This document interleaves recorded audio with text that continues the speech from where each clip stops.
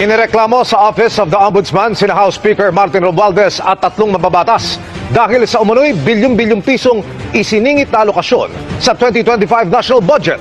Buwelta ng isa sa mga kalyado ng House Speaker, bakit ngayon lang nagsampa ng reklamo pagkatapos ma-transmit sa Senado ang impeachment complaint laban kay Vice President Sara Duterte?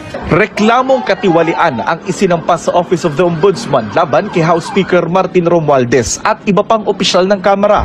Tinukoy sa reklamo ang umano'y 241 billion pesos na insertions o isiningit daw na alokasyon sa 2025 national budget gamit ang mga iniwang mga blanco sa Bicameral Conference Committee report.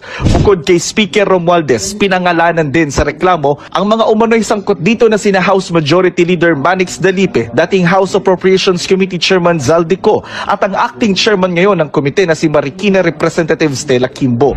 Ang mga naghain ng reklamo, sina Davao del Norte Representative Pantaleon Alvarez, Senatorial Candidate Attorney Jimmy Bondoc, Citizens Crime Watch President Diego Magpantay at mga abogadong sina Ferdinand Topacio at Virgilio Garcia.